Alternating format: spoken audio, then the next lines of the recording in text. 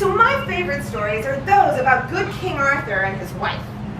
But today I'm going to tell you a story about one of his knights. Now, Arthur had many fine knights, but one of them was not such a very good knight. We all know the stories of Gawain. Sometimes he could be brave and honorable, but sometimes he would open mouth and insert foot maybe all the way down to his stomach.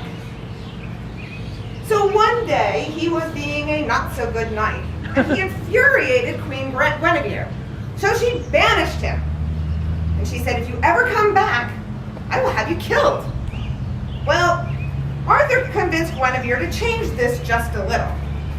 And she said, fine, you have 1 year to go into the world and find what a woman wants most. And Gawain, I think, must have thought, well, this can't be too hard. Women don't have much for brains.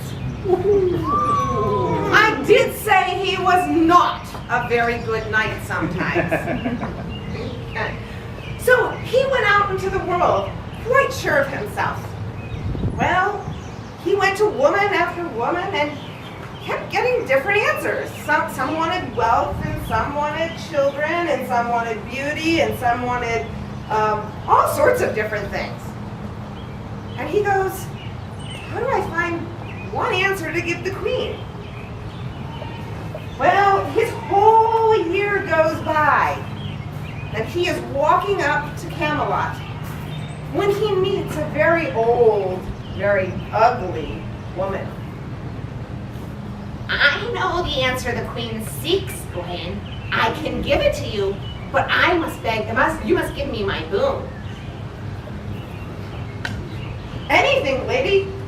I'd rather give you a boon than lose my head. Huh? My boon is that when I give you the right answer and the queen tells you that it is true, you announce to the court that you will marry me and no other. Give me a second.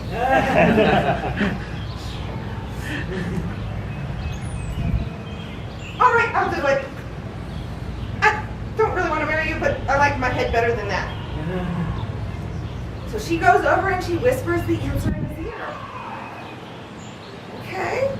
He walks into Camelot and goes and bows before the queen, kneels before the queen. Your Majesty, I believe I have the answer. I believe the answer is that a woman wants control over her own life. You are correct. Can I get married? Okay. So the woman comes in, and I am sure that their majesties were going, are you sure about this? And though I said Gawain was not always a good knight, he was still a knight, and he was still honorable. And he did honor his word and married that Loathly lady. That night, when he took her to his room, he found that the woman he'd married was not the woman sitting in his room. The woman in his room was young and beautiful, and she turned to him and said, Gawain, I give you a choice. I can either be the Loathly lady by day and be unfaithful to you, or I can be the Loathly lady by night and be faithful to you.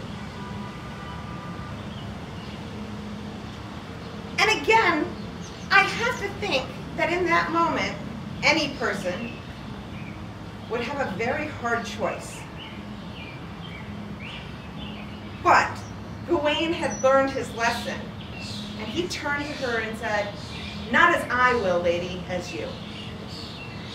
It is your choice. How would you be? And she turned to him and said, because you answered thusly, here is my choice. I will be lovely both day and by night, and faithful to you in all ways and all times. And this is the tale of Gawain and the Loathly lady.